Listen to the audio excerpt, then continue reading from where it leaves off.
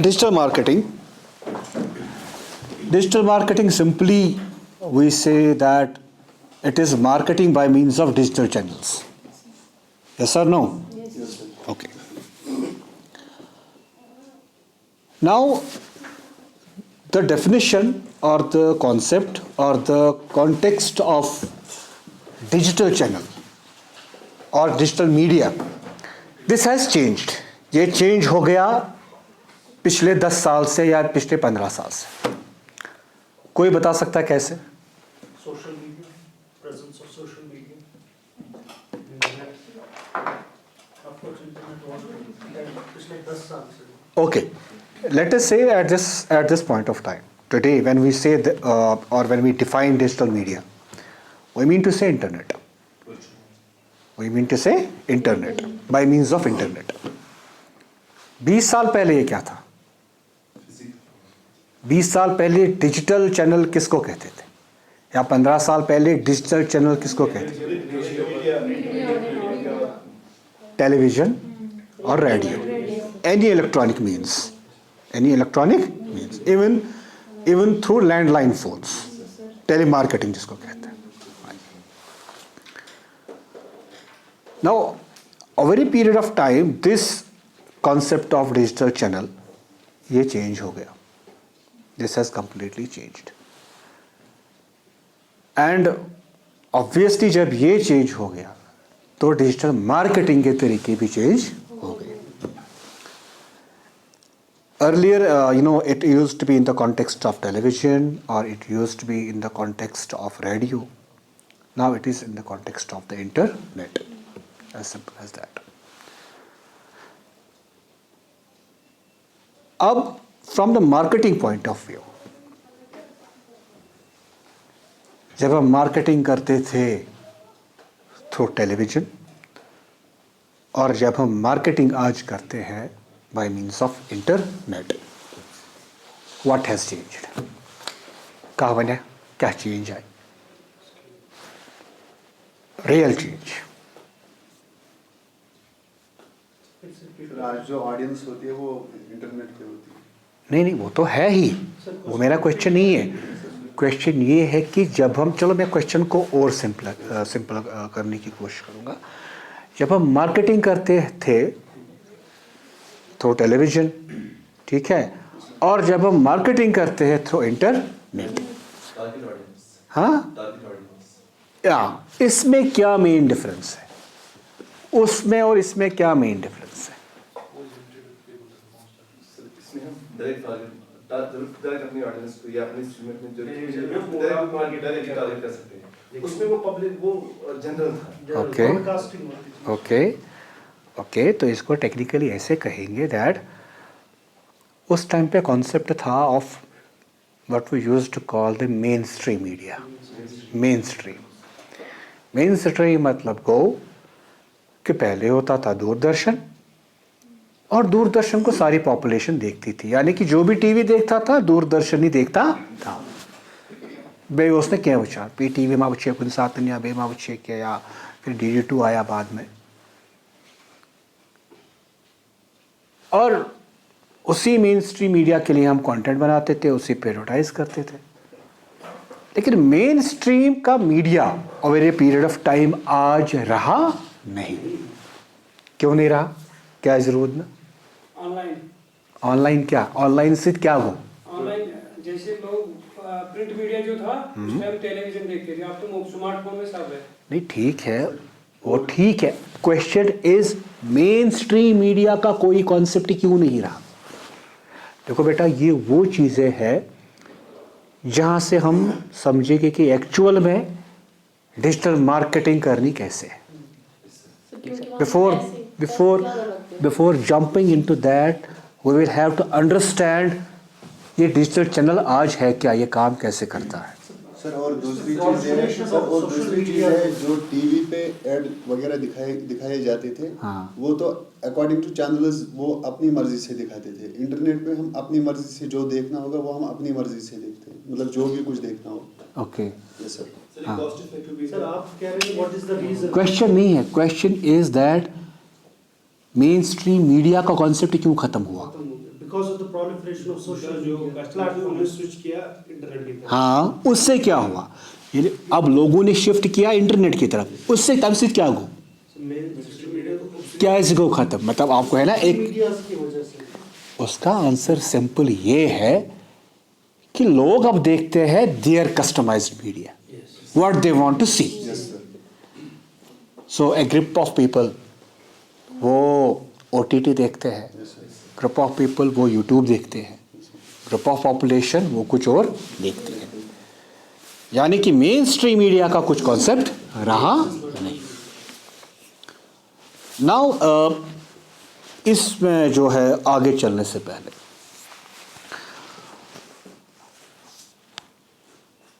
Do you know that India में smartphone penetration कितनी है? स्मार्टफोन पेनिट्रेशन का मतलब है कि कितने % लोगों के पास smartphone, any idea?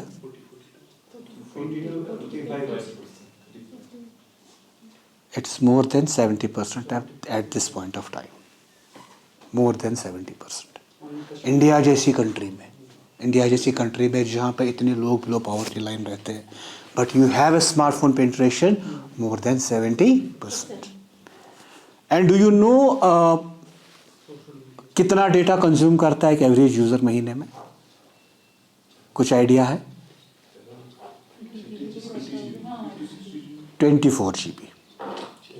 24 GB per month. Okay, and what is the average screen time of the Indian user?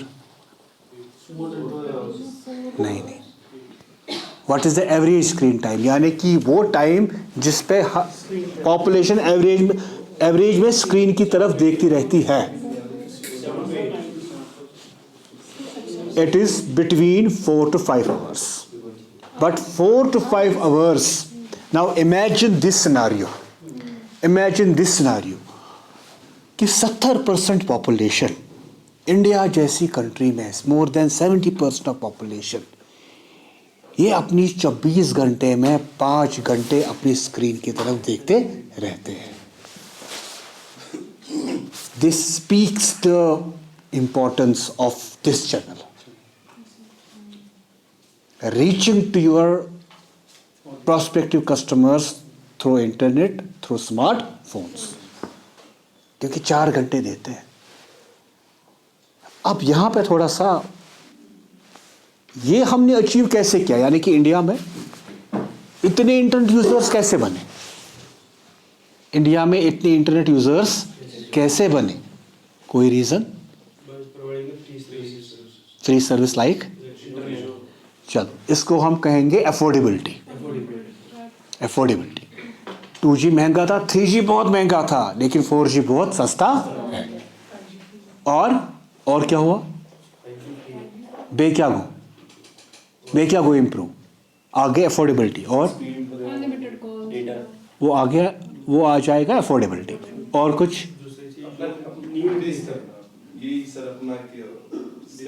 जो हम पसंद करते हैं वही इस पे सब मिलता है, तो बेसिक चीज नीड बन गई ना, फिर स्मार्टफोन्स की नीड बढ़ गई।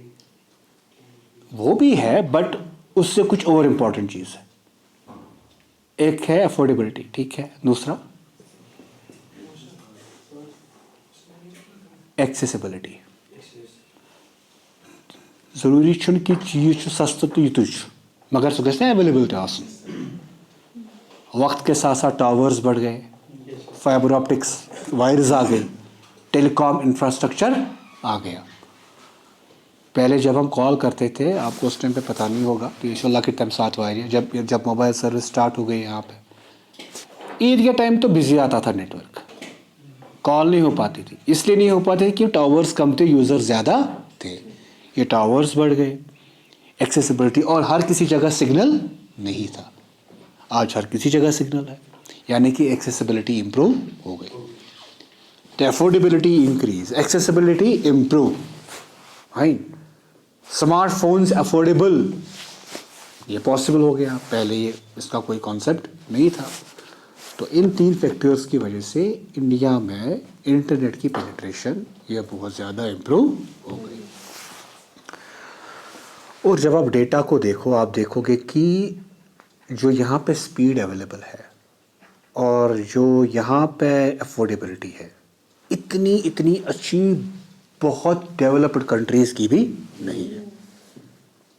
और ये प्राइमरली चेंज हुआ यहाँ पे by virtue of Jio, by virtue of 4G, और कुछ चेंज इसमें गवर्नमेंट ने ऐसी कर दी कि ऑपरेटर्स के लिए ये सर्विस प्रोवाइड करना बहुत आसान हो गया। By virtue of these things internet penetration increased in India, and as a result of that what you have more than 70% of population accessing smartphones at least 5 hours in a day and at least for 4 to 5 hours. इसने India का landscape change कर दिया, इसने हमारा marketing का landscape change कर दिया। Now अब यहाँ पे क्वेश्चन है that now since when we say digital channel, we mean that it is by means of the internet, भी इंटरनेट के थ्रू है। अब again one question is that when we create a content for internet and when we used to create content for the television, इन दोनों में क्या फ़र्क है? या चलो इस क्वेश्चन को मैं और सिंपल करता हूँ कि इंटरनेट के थ्रू मार्केटिंग करने उसके लिए क्या इंपॉर्टेंट है?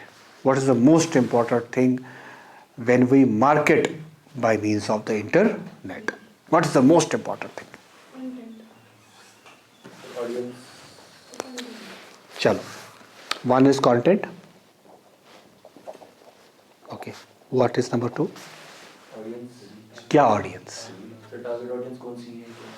Target audience, okay, what is third?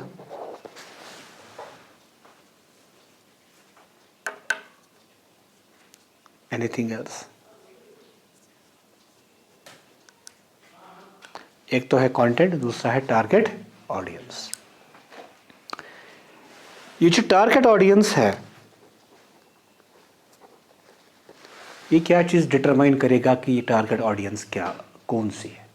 कौन लोग होंगे जिनके लिए जिनको आप आपके प्रोडक्ट का या आपके सर्विस की मार्केटिंग करेंगे? What will determine that?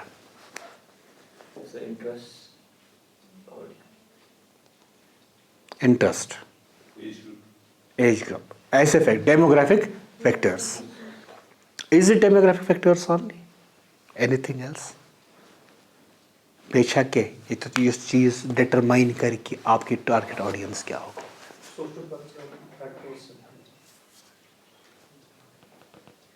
Okay,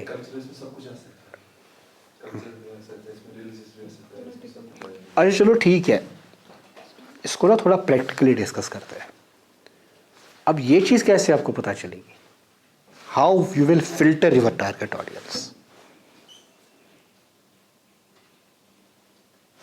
मैं ये पेन बना रहा हूँ, मुझे 100 लोगों को या 200 लोगों को मार्केट करना है इस पेन को, ठीक है। Number 1,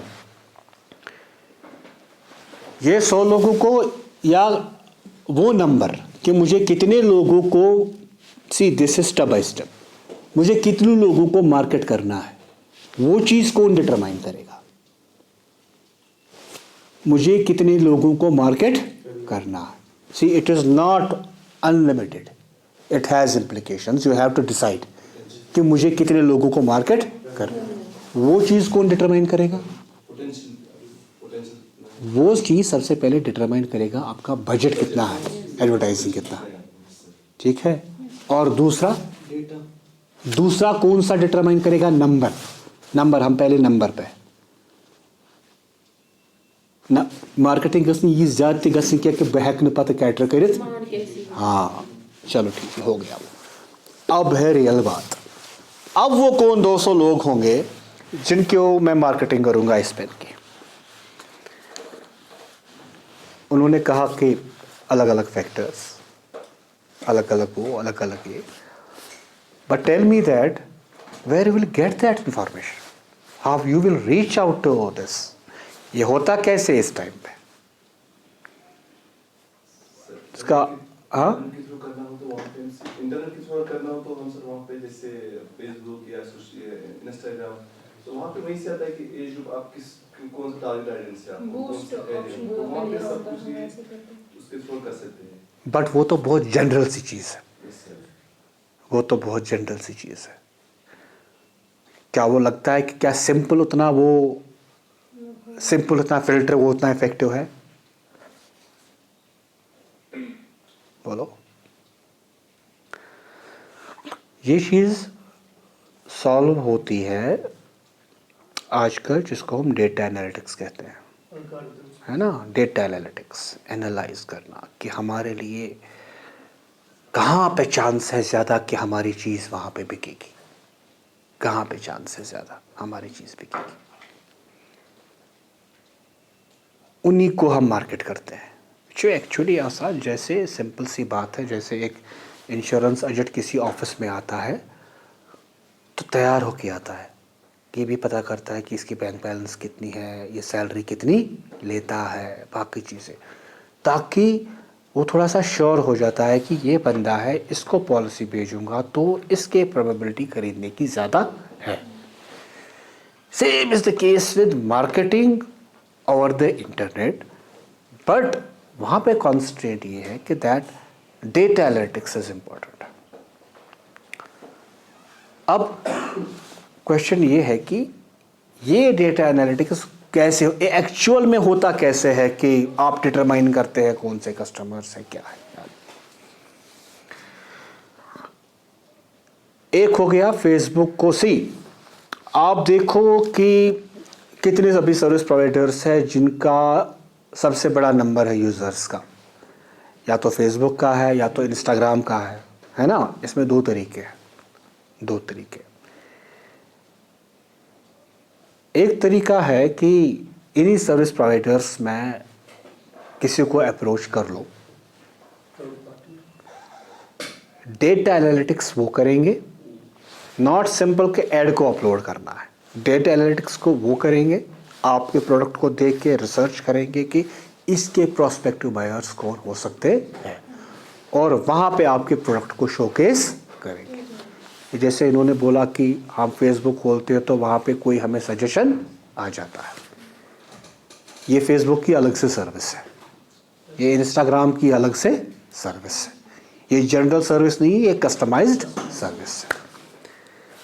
Besides, there are many other third parties which have tie-ups with the Facebook and Instagram. आप उनको अप्रोच कर लो, वो फेसबुक के साथ डेटा एनालिटिक्स करके आपके कस्टमर्स तक पहुंचने की कोशिश करेंगे। ये हो गया एक तरीका, ठीक है। नाउ अब दूसरा तरीके पे हम डिस्कस करें, इससे पहले ये थोड़ा सा डिस्कस करते हैं कि इन कंपनीज के पास ये डेटा आता कहाँ से है, और वो हेल्प हमें करेगा। वो चीज़ जब हम समझेंगे तो वो हमें हेल्प करेगा दूसरा तरीका समझने में। दूसरा तरीका मैं थोड़ा सा बता दूं, वो ये है कि हम एक अपना सिस्टम बनाएं छोटा सा, जहाँ पे कस्टमर्स का डेटा हमारे पास हो, और उसको हम वैसे यूज़ करें जैसे हम चाहें, जैसे भी अमेज़न करता है, जैसे भी मिंत्रा करने की कोशिश करता है। आप ने कभी ध्यान नहीं दिया होगा, आपके फ़ोन की सेटिंग में आप जब जाओगे सिक्योरिटी सेटिंग्स में कहीं पे, वहाँ पे एक वो विंडो होता है जहाँ पे हमें पता चलता है कि कौन कौन सा सर्वर हमारे फ़ोन से डेटा लेता रहता है। इनफैक्ट जो एप्पल यूज़र्स होंगे उनके पास वो इन्फॉर्मेशन बहुत इजी अवेलेबल है, ये लेता है डेटा कंटिन्यूसली लेता है। क्वेश्चन इज़ दैट ये जो बड़ी कंपनीज है इनके पास डेटा कहाँ से आता है? इनके पास डेटा आता है आपके स्मार्टफोन से। हाँ, क्या ब्राउज़ करते हैं, कब ब्राउज करते हैं, उनके ट्रैवल के पैटर्न क्या है, किन के साथ बात करते हैं, कनेक्शंस कैसे हैं, कहाँ पे काम करते हैं, ये सारा डेटा। इस सारे डेटा से क्या बनता है? इस सारे डेटा से कंज्यूमर्स की बनती है डिजिटल प्रोफाइल। क्या बनती है? Digital profile.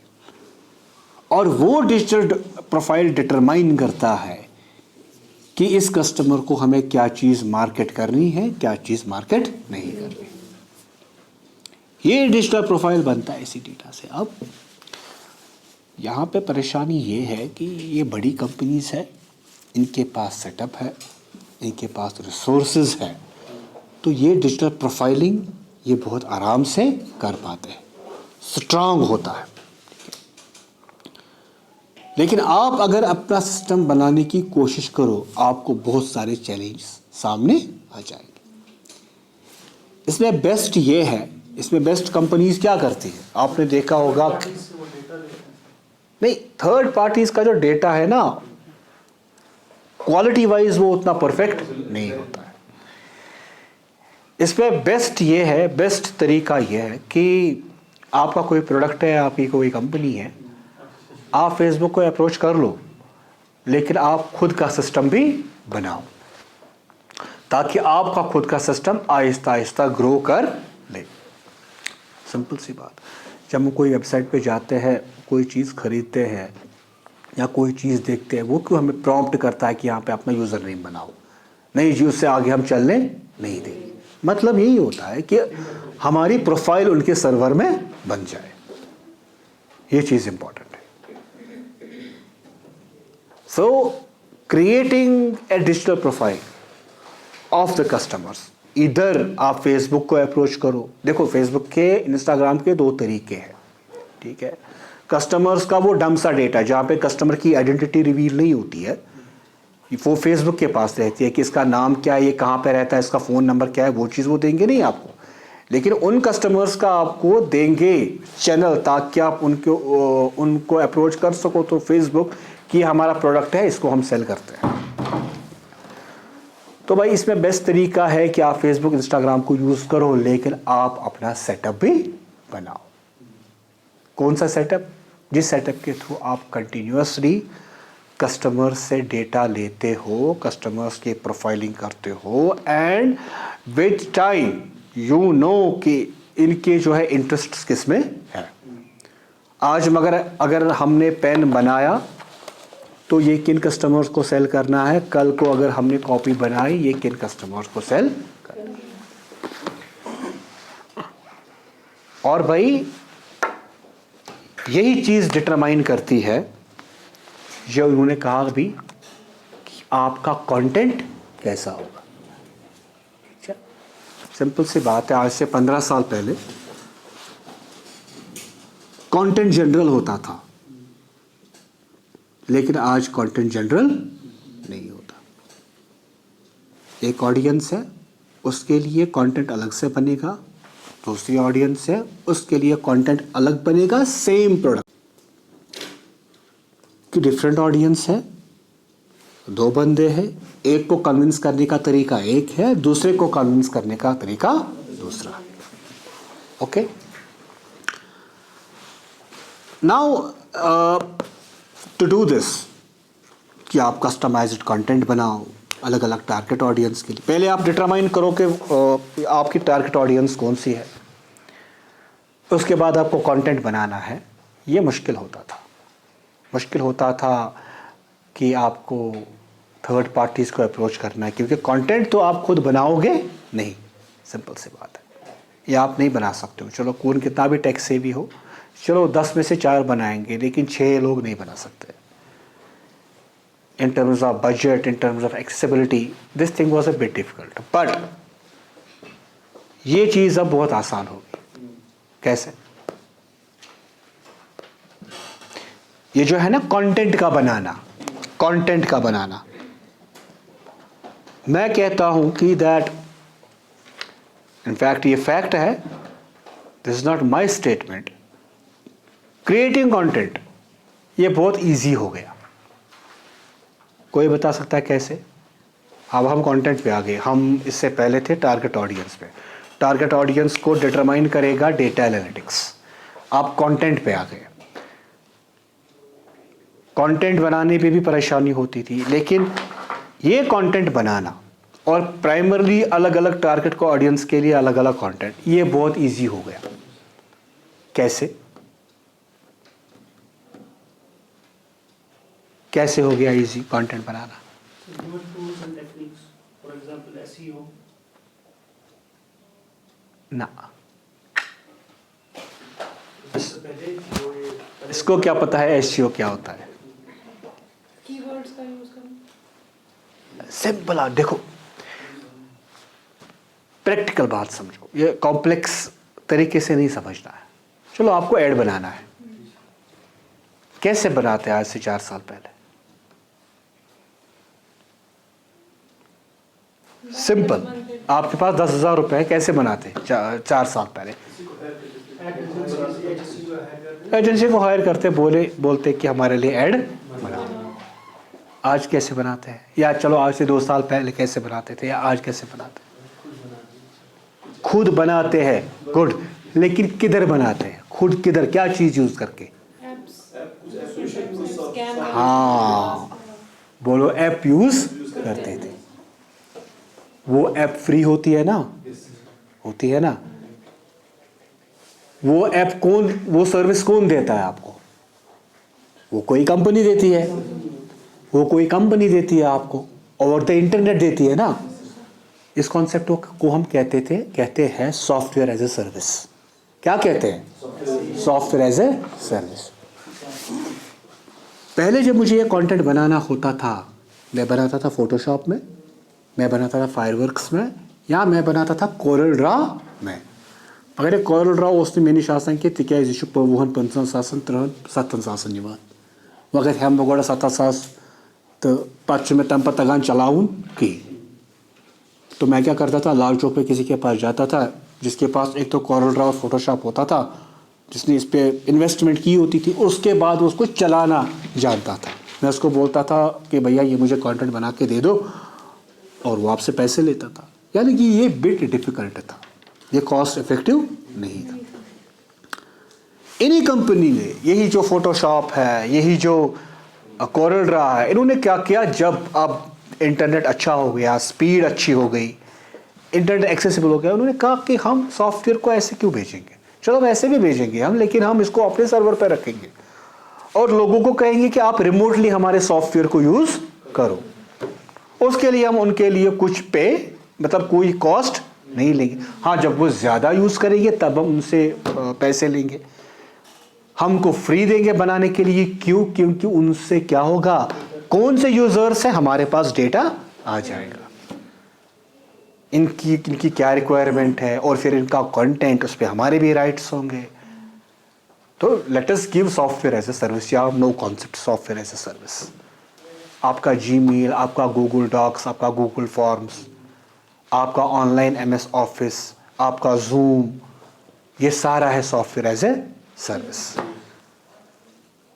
तो नंबर 1 की ये जो सॉफ्टवेयर की परेशानी होती थी, ये खत्म हो गई। उसके बाद फ्रेंडली इंटरफेसेस, इंटरफेस ये था आसान कि कोई भी यूज करता है, तो वहां से भी हमारा इशू रिजॉल्व हो गया। अब चलो ट्रेनिंग का इशू है, आप ऑनलाइन 2-3 वीडियो देख लो यूट्यूब पे, आपको आएगा कि कैसे मुझे यूज करना है। मगर वहीं ना एक चीज, इस पे बैठना है। चलो सॉफ्टवेयर एज ए सर्विस ही है, इस पे बैठना है, आधा घंटा 1 घंटा देना है। बट ये चीज भी सॉल्व हो गई। कैसे? ये चीज भी सॉल्व हो गई, ये चीज सॉल्व हो गई AI से। प्लगइन ले लो, प्लगइन मतलब वो सॉफ्टवेयर का छोटा सा पैच, एक्सटेंशन। आप फोटोशॉप को कनेक्ट करो ChatGPT के साथ, या फोटोशॉप को कनेक्ट करो जेमिनी के साथ, या वर्ड को कनेक्ट करो ChatGPT के साथ। फिर कमांड दो, या दूसरा है वो स्कोरा, बहुत सारे ऐसे ऑनलाइन सर्विस। वहाँ पे एक कमांड दे दो, क्रिएट ए वीडियो